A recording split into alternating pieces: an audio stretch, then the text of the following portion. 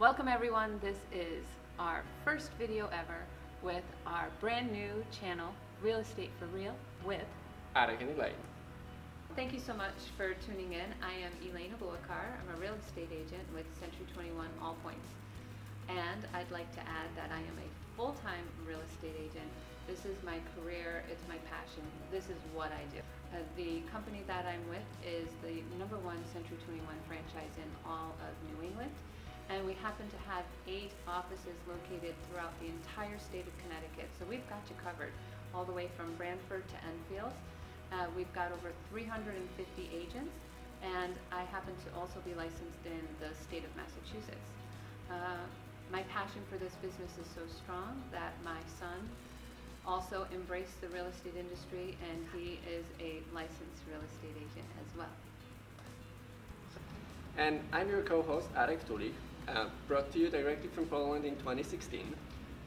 Very new to the business, literally got my license this month. Couldn't find a better agent to work with than Elaine, who actually was our real estate agent when we were buying our first house in Connecticut. And I couldn't imagine a better person to work with. So the choice was obvious. I wanted to work with her when I decided to change my career into real estate. Before that, I worked in Hartford as the event person. So I was able to create a lot of great connections with vendors and businesses here. And that was one of the reasons why I decided to switch to real estate, because it's really all about building these long-lasting connections. Our first video is going to focus on the steps for a first-time buyer. We'd like to just go over and demystify the process for everybody out there who's thinking of buying a home. So let's start with the first question, why people even want to buy a house? Well, that's a great question, Arek. You need a place to live, right, first and foremost, and you have options. You can rent or you can buy. When you buy, you are now making an investment in your future, and you're also getting an opportunity to take advantage of tax breaks and benefits. If I'm the first time home buyer, where should I start? What is the first step? Okay. So the first step really is 2 parts. You want to find a real estate agent that you feel comfortable with, that you're confident with, and someone that you can trust. They're your advisor. We are there for our buyers from every step of the process, beginning to end. And then the second most important part is figuring out what your purchasing power is. So you want to talk to some mortgage professionals and get your pre-approval in place. So you have 2 steps. Finding a real estate agent that you can trust, and finding a mortgage professional that you're comfortable with, and getting your pre-approval. When you mentioned getting pre-approved, what's the difference between getting pre-approved and pre-qualified? You know, those terms go back and forth, but there really is a difference between a pre-approval and a pre-qualification. A pre-qualification is just a real preliminary look at what is your income and what can you afford to buy, and sometimes they do or don't run a credit check. It's real simple and basic. The pre-approval, on the other hand, is a more solid, comprehensive look into income, assets, debts, and it's a credit review as well. So you're getting a much stronger buying power with the pre-approval.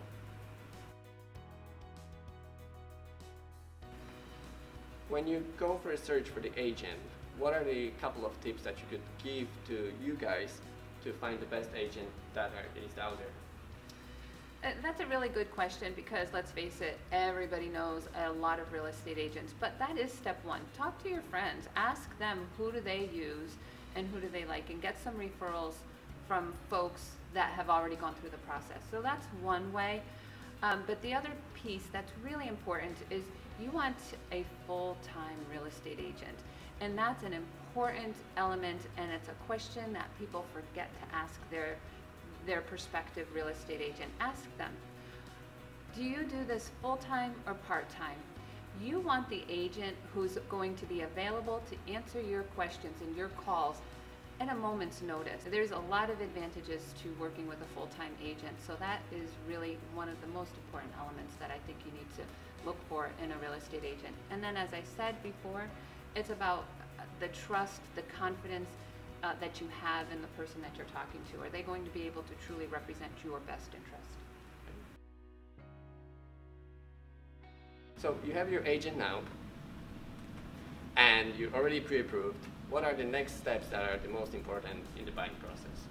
Well, now the next part is to evaluate what it is that you really are looking for in a house, and establishing the location in the areas that you want to live in, right? I mean, Connecticut's a pretty big state. We have 169 towns to choose from.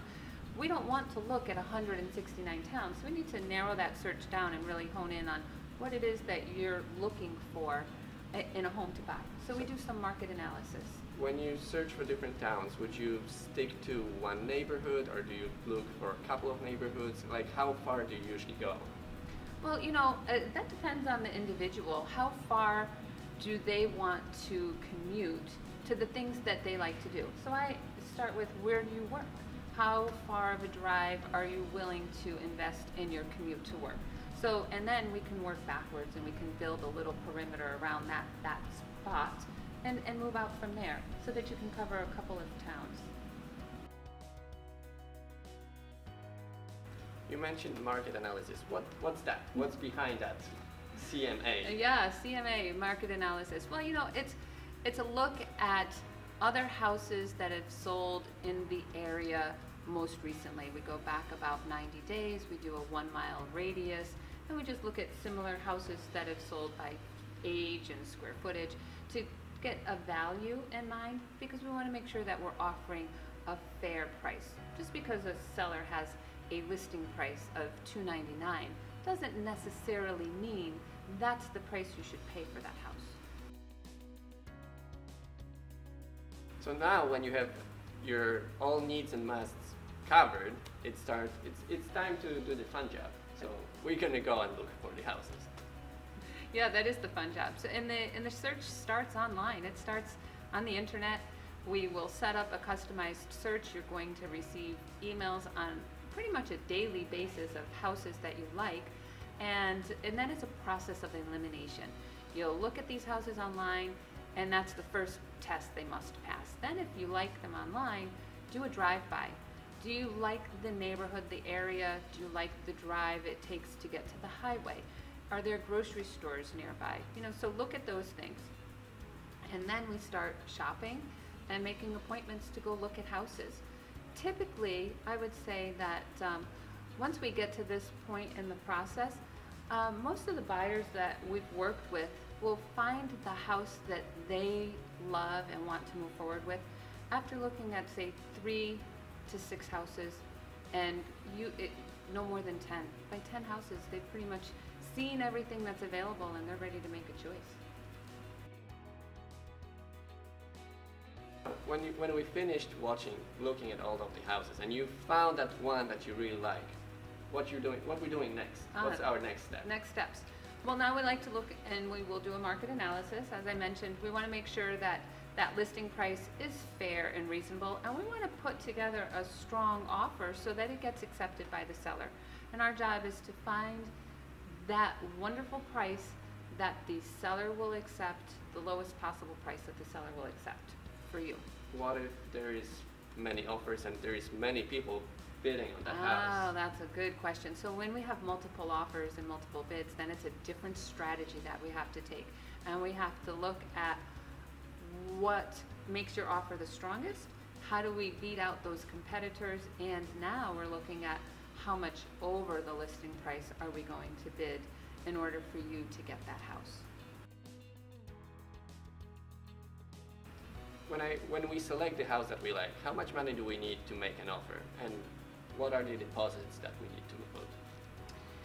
So that's a good question, and when you put that house under deposit, we've got a couple of different terms that I'd like to explain. So we talk about deposit, and then we also talk about an earnest money deposit. So depending upon the financing that you're using, determines the amount of your actual down payment. It could be as little as 0%. If it's a VA loan, they do 100% financing. It could be 3.5% on an FHA loan, or a conventional loan, which is anywhere from 3% to 20% down. So those are down payments. You bring the majority of that down payment money with you to the closing table at the time of the closing. But when you're making that offer to the seller, you need to give them what we call an earnest money deposit. That's what the seller uses to put in escrow to take their house off the market and put it on hold for you. Your earnest money deposit is in escrow and it goes towards your down payment. Now, depending upon the purchase price of the house, we would determine what makes a strong earnest money deposit. And it varies. Again, purchase price will predict what your earnest money is going to be, but it could be as low as $1,000 or as high as $10,000. So you do have to be prepared with a check at the time that we write an offer. You must have a checking account. Very important detail. Please have a personal check available and ready at all times when you're searching for a home. When you mentioned down payment with a conventional loan, you said you can go as low as 3%. I thought you needed to have at least 20, right? Yeah, well, a lot of folks think you need 20% for a conventional loan. And the reality is, it will vary from lender to lender, but you have to ask the right questions and ask these lenders what type of products that they have available. And if you've got the right credit amount and you've got the right money in the bank, you can get conventional financing for as low as 3% down. You just have to ask. That's awesome. Mm-hmm. So the good news is the seller picks your offer, and what's happening next? Well, now things start to get a little exciting and tense. We schedule the inspections, and simultaneously you contact that lender that you're working with and fill out the mortgage application. So you get that part done, and we go to the home inspection. And that's an opportunity for you to get to know this house. It's to find out how everything runs and operates. You're going to find out the life expectancy of the roof and the mechanicals, and you'll learn how to take care of everything. So it's an opportunity to learn about your house all the way from the roof down to the basement. If you find something that's a safety hazard or a flaw, like a structural issue, then we go back to the sellers and we ask for repairs. We will ask for some type of compensation towards something that's wrong with the house. But truly, the inspection is an opportunity for you to get to know this house and to make sure that there's not any deal breakers in there. And you don't have to be worried about finding the right inspector, because we have a list of specialists that we can provide you to make that process as simple and smooth as possible.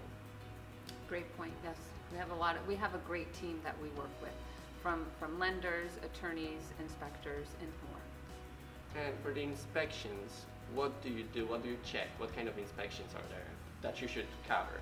Oh, that's a really good question, and it's going to vary based upon the house, the age of the house, the location of the house. So some houses are connected to city water and city sewer, so they need a basic home inspection. Other houses are well and septic systems, so those are going to require a well test, a water test, and a septic test. And I always recommend that you speak to the professional that's involved, and ask for their recommendations if they think any other tests may be advised or necessary for that particular house. So we put our deposits down, and we have selected the house that we like. What can you tell us about closing? How much time do we have to save for closing? How this part of the process looks like? So once the house goes under deposit, we can close in as little as 6 weeks. So from contract to close, 30 days before COVID, 45 days during COVID. So 6 weeks, really. And the first 2 weeks are the inspection and your loan application process. You'll also order the appraisal, so you're going to get that taken care of as well. And so it's really busy the first 2 weeks, and then it gets quiet. It's going to be very quiet, and then it gears up and gets busy again about 2 weeks before the closing date. People are going to be calling. The lender's going to call and ask for information that you've already given them once, twice, maybe 3 times. Don't argue, just give it to them again. The lender's going to continue to check your references, and they're going to make sure that you're still employed right up until the day of closing. So if anything changes along the way, it's important to notify us. And so just sort of pack. Really, you're going to spend your time packing and not buying new furniture. You can't do that till after you close. And just getting ready for the big day. About a week before the closing, you want to contact the utility companies and make sure that you get the transfer ready for the day of closing.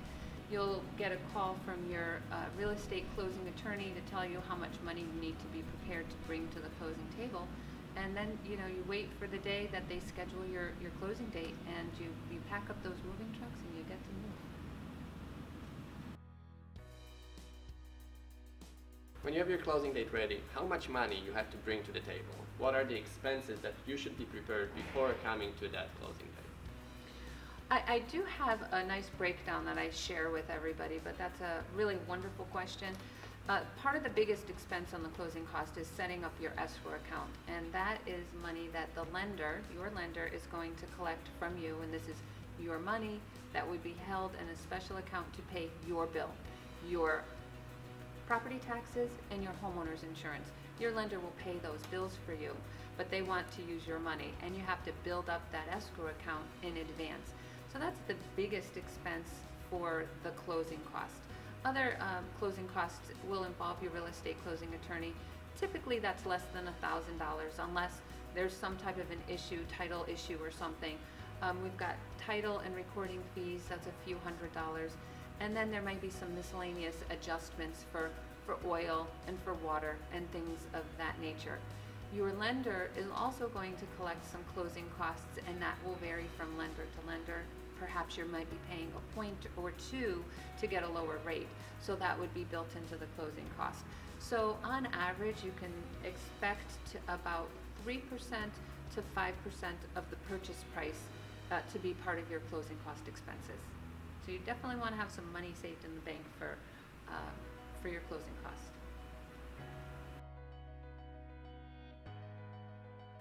Thank you for watching. I hope you liked our video. Please make sure you subscribe, give us some likes, send us some comments. We want to know what can we do better, what other topics you want us to cover. Thank you again. Stay tuned. For Real Estate for Real with Arek and Elaine. Real news, not fake news. As you can see, we are in the beautiful location here, which is Spectra Plaza, downtown Hartford. Thank you for letting us use your space.